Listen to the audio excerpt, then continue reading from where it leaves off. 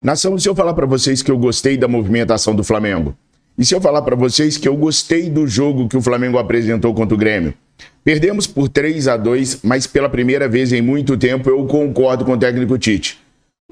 O Flamengo jogou e o Grêmio ganhou. É claro que essa máxima vale para o jogo de ontem, mas não pode valer para o jogo de quinta-feira lá no Uruguai contra o Peñarol. Mas eu gostei de ver o entrosamento da molecada, a dedicação da molecada e como que os jogadores se dedicaram no jogo de ontem. Especialmente Matheus Gonçalves e o menino Everton Araújo. Ambos mostraram uma capacidade inacreditável de serem jogadores do Flamengo. Eu gostei muito da movimentação. Inclusive, os jornais gaúchos falam muito sobre isso. O Flamengo estava com o time C. Não era nem o time reserva, era o time C. E o Grêmio estava com o time titular, treinado há muito tempo pelo Renato Gaúcho, sem desfalques, com jogadores com muita experiência, com muita rodagem, jogadores de seleção, e os caras tomaram um baile do Flamengo. Um baile no quesito posse de bola, arrumação tática dentro de campo. Talvez o técnico Tite tenha mais dificuldades em organizar elencos estrelados.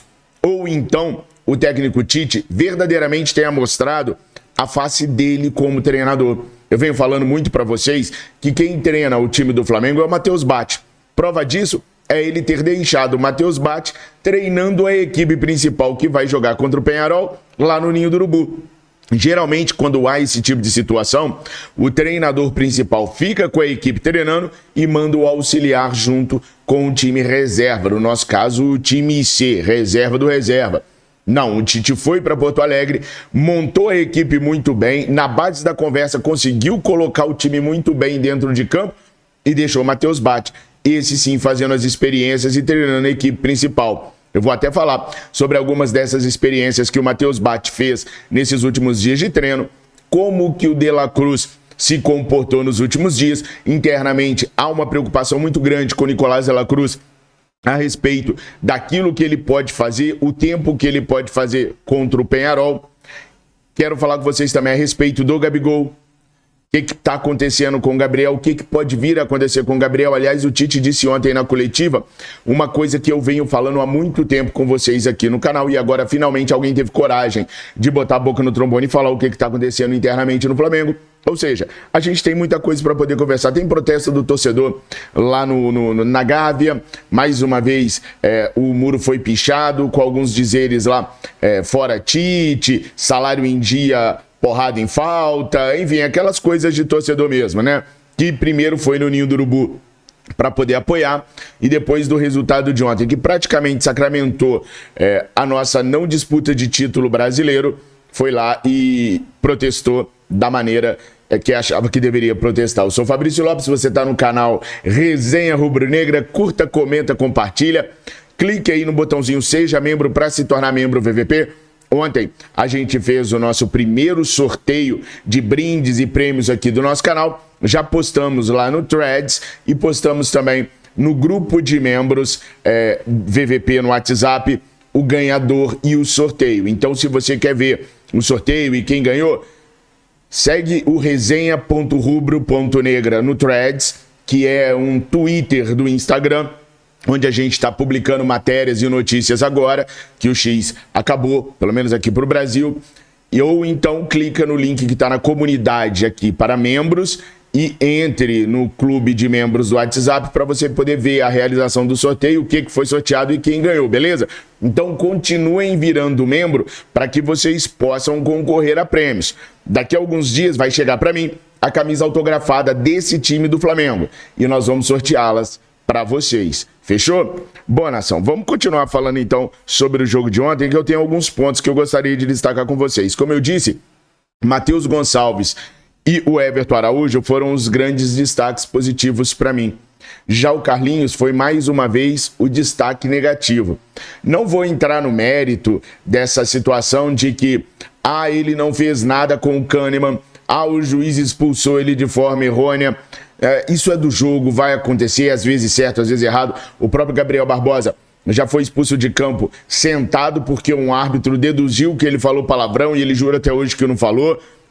Enfim, o que acontece em campo lá são erros e acertos de homens que estão trabalhando e são capazes de errar. Então eu não vou nem discutir nenhum erro do árbitro, nem o erro do Carlinhos. Eu vou falar tecnicamente só. O Carlinhos é muito ruim jogador de futebol. Tem uma história de vida maravilhosa, tem uma família maravilhosa, é um sujeito humilde, é um sujeito homem, mas como jogador de futebol, o Carlinhos é horroroso. Vai me desculpar, gente. Não tem como ficar passando pano pro Carlinhos sem ele mostrar a mínima capacidade de ser jogador do Flamengo.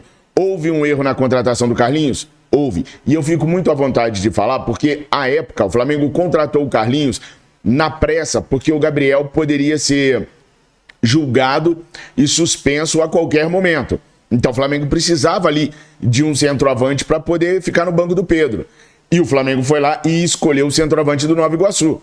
Aqui no canal eu cheguei a falar e a mostrar para vocês outros centroavantes, principalmente do Campeonato Paulista, que estavam fazendo jogos mais consistentes do que o Carlinhos. Cheguei a mostrar para vocês jogadores de clubes da primeira divisão paulista que não eram dos 4 grandes e que estavam fazendo um Campeonato Paulista muito acima da média. O Flamengo optou pelo mais fácil, pelo Carlinhos, contratando o Carlinhos até antes do jogo da final, que foi justamente contra o Nova Iguaçu. Só que o Carlinhos, ele não tem condições de ser jogador do Flamengo, pelo menos não agora. Como eu já falei para vocês, talvez com uma pré-temporada, com mais tempo, ele possa vir a ser útil para o Flamengo, sim. Hoje ele não tem condições de vestir nenhuma camisa, seja de titular, seja de reserva no Flamengo. É um jogador que deve muito tecnicamente, não acrescenta em nada, tomou um banho dos moleques ontem, os meninos pensam a jogada, fazem as jogadas e o Carlinhos não acompanha. Enfim, não dá. Foi um erro da diretoria a contratação do Carlinhos e para esse ano não tem como ficar pensando em Carlinhos para substituir o Pedro de jeito nenhum, tá? Ah, Fabrício, então vamos correr no mercado para poder contratar alguém sem contrato? Não pode. No último dia 20, fecharam-se as inscrições para o Campeonato Brasileiro. Então não tem como mais trazer ninguém. Agora é quem tá aí, vamos embora. Há possibilidade de recuperação do Gabriel? E aí vamos falar do Gabigol. Primeiro que nunca existiu essa parada que o Gabriel jamais voltaria a vestir a camisa do Flamengo novamente, como foi publicado aí nos últimos dias pela imprensa. Eu mesmo falei para vocês ontem, eu fiz uma apuração com muitas pessoas ontem e trouxe para vocês aqui mesmo no canal qual era a real situação do Gabriel. Não tem essa do Gabriel não jogar mais. Que o Gabriel quer jogar? Não quer. O Gabigol não quer jogar mais. Sabe por quê? O Gabriel não precisa jogar mais para poder se recolocar em alguma equipe. O Gabigol precisa estar em forma física e sem lesão para poder ser contratado. E aí tá na cabeça do atacante que se ele correr demais e tiver uma lesão, os números que hoje estão sendo oferecidos para ele podem cair. A realidade do Gabigol hoje é a seguinte: o Grupo City tem conversas avançadas com o Gabriel e está propondo para ele se recuperar no Bahia, e aí falta chegar no Gabriel os valores reais daquilo que eles vão colocar na mesa para ele ir para o Bahia, com a porta aberta para ele ir para a Europa, para algum clube do Grupo City ou para algum clube parceiro do Grupo City, caso ele consiga bater algumas metas, que era uma das ideias que o Gabriel tinha, voltar um dia para a Europa e poder refazer sua história na Europa. O Gabriel vem treinando com a equipe que ficou no Rio de Janeiro. A gente teve no Rio de Janeiro nesse final de semana Rossi, Varela, Fabrício Bruno, Léo Pereira e Alexandro, Eric Pulgar, Léo Ortiz, Nicolás de la Cruz Arrascaeta, Gonzalo Plata, Gerson, Bruno Henrique, Michael e o próprio Gabigol. Esse elenco todo ficou no Rio de Janeiro treinando. E o Gabriel fez trabalhos em separados, trabalhos físicos, e depois ele foi reincorporado à equipe e fez uns trabalhos lá bem interessantes, tanto na equipe reserva quanto na equipe titular no lugar do Bruno Henrique. E segundo eu apurei, fez até bons treinos. Tá com uma movimentação um pouco mais dinâmica, tá menos robótico, menos pesado. Aliás, falar de peso, muito tempo que eu falo aqui no nosso canal que o Gabriel tá com um problema de movimentação, que ele não tem mais explosão, porque ganhou massa gorda. E aí fisicamente ele tava mal. O técnico Tite, na coletiva ontem, disse que desde que chegou ao Flamengo, que o Gabriel está abaixo do que deveria estar da parte física e por isso vem convivendo com muitas lesões. O técnico Tite disse, inclusive, que quando ele esteve bem, oportunidade ele recebeu. E não é mentira, não. O Tite utilizou ele sempre que ele esteve bem e usou ele pelos minutos que lhe permitia usá-lo pela condição física e clínica que ele tinha. Então, a questão do Gabriel é uma questão de zelo com o próprio corpo. É por isso que eu sempre discordei quando as pessoas falavam que jogador no momento de folga faz o que quiser. Não faz, pessoal. Ele precisa do corpo dele para trabalhar. Ele não pode, no momento de folga, estar enchendo a cara, porque vai cair o desempenho em campo. Ele não pode, no momento de folga, não dormir o tempo que ele tem que dormir. Os pilotos de Fórmula 1 são proibidos de praticar uma série de esportes quando estão de férias. Por quê? Porque há o risco de se lesionar. E se lesionando, eles não conseguem se apresentar para trabalhar depois. Ou se apresentam para trabalhar de forma a não estar 100% física e clinicamente falando. Então, há regras que tem que seguir. Você tem que prezar pelo seu corpo para você conseguir desempenhar o seu papel. Então, não existe essa de que no momento de folga ele pode comer uma pizza, de que no momento de folga ele pode ir para boate, que ele pode chegar em casa às 5 horas da manhã. Não, isso não existe. No futebol profissional atual, essas situações não condizem com situações de atletas profissionais e o Gabriel precisa entender isso. Mas a boa notícia é que parece que ele melhorou fisicamente sim e tem até condições de ser relacionado para o jogo de quinta-feira contra o Peñarol. A ideia inicial da comissão técnica é relacionar o Gabigol para o jogo contra o Peñarol. Se vai utilizá-lo durante o jogo ou não, aí são outros 500, mas a ideia é levá-lo sim. Então esse negócio que ele não veste mais a camisa do Flamengo, isso nunca existiu. Bom, com relação ainda ao jogo de ontem, Matheus Cunha fez uma partida medonha, errou em pelo menos 2 gols, é um goleiro que ultimamente vem caindo na bola de maneira lenta, com delay, pelo menos 2 gols poderiam ter sido evitados, e eu acho de uma temeridade absurda seguir com o atleta titular na Copa do Brasil. Nós estamos aí, gente, a verdade tem que ser dita, doa quem doer, mesmo que doa nós mesmos. Campeonato Brasileiro já era, o Botafogo ganhou e a gente perdeu, são muitos pontos de diferença, praticamente impossível a gente ganhar o Campeonato Brasileiro. O técnico Tite voltou a dizer que não está priorizando nada, e não pode mesmo. Ele disse que aprendeu no Flamengo, que no Flamengo o Flamengo tem que disputar todas as competições, não pode desistir de nenhuma, é assim, e nós temos que lutar até o último momento para alcançar o topo da tabela do Brasileirão também. Mas do jeito que as coisas estão se apresentando, da maneira como está, as rodadas que faltam para terminar o certame nacional, eu acho muito difícil a gente ganhar o Campeonato Brasileiro agora. A nossa próxima sequência de jogos é contra o Peñarol, lá no Uruguai, no dia 26. Aí no dia 29 a gente pega o Atlético Paranaense no Rio de Janeiro. No dia 2, ainda no Rio, pela Copa do Brasil, a gente enfrenta o Corinthians. No dia 5 a gente pega o Bahia, lá em Salvador. E no dia 17, o jogo de volta lá em São Paulo contra o Corinthians pela Copa do Brasil. Para mim, tá na hora de acabar com esse excesso de zelo, mantendo o Matheus Cunha no gol nas Copas, porque o Matheus Cunha foi nobre e deixou o Rossi jogar para bater o recorde. Isso é uma pataquada, uma bobagem danada. O Tite não pode correr o risco de perder a Copa do Brasil por conta de uma falha do Matheus Cunha. Nem o próprio Matheus Cunha merece passar por esse tipo de situação. Concordam comigo ou não? Coloquem aí nos comentários o que vocês acham a respeito da utilização do goleiro. O Flamengo deveria utilizar o Matheus Cunha, continuar utilizando o Matheus Cunha, ou o Flamengo deveria trazer o Rossi para a titularidade absoluta durante as Copas? Nação, vocês sabem da seriedade do meu compromisso com as informações do Mengão Queridão com vocês. Sabem que eu trato tudo com muita honestidade e respeito. Por isso, eu estou sempre procurando patrocinadores que possam agregar valores de verdade na sua vida. E eis que o professor Austin Maneschi, professor de inglês com 28 anos de experiência, lecionava em Chicago, nos Estados Unidos, para alunos estrangeiros.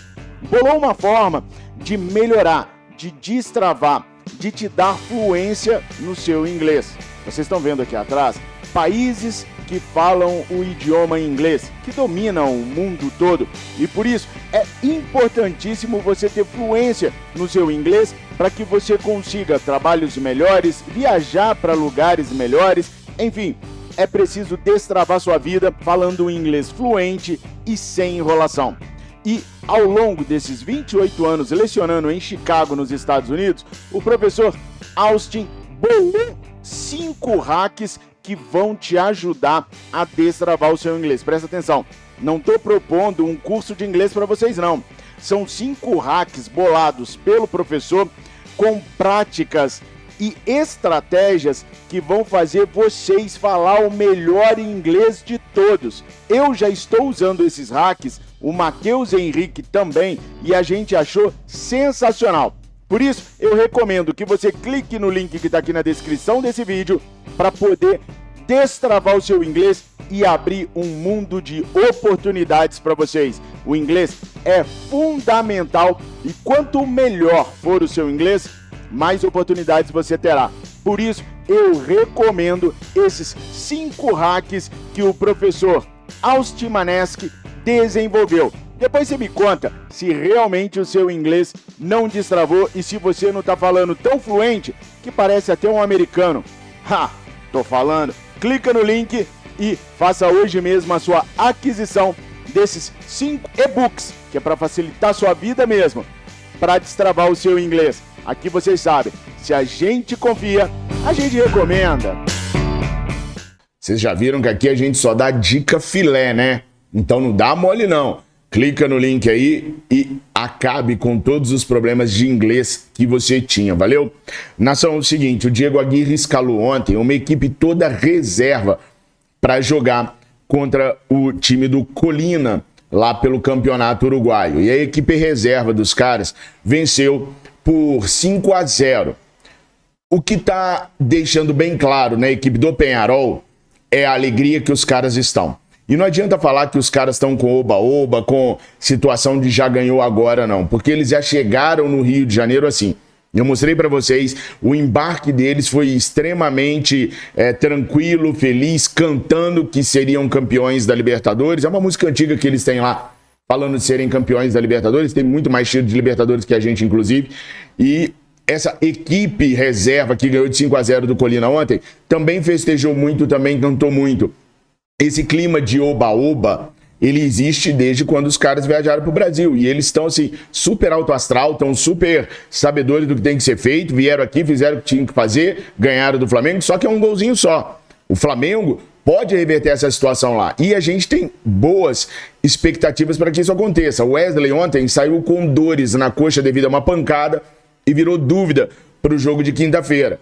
Hoje o Flamengo vai reavaliar o atleta na parte da tarde e a gente vai saber se ele vai ter condições ou não de estar esse restante de temporada no Flamengo, porque no Flamengo é assim, qualquer pancada e a gente já fica com medo do atleta perder a temporada. Vamos ver o que vai acontecer com o Wesley. Mas, internamente, o Matheus Battis trabalhou esse final de semana com a equipe titular do Flamengo e fez algumas mexidas no time principal. Primeiro, ele tirou o Pulgar de titular. O Pulgar não treinou como titular esse final de semana.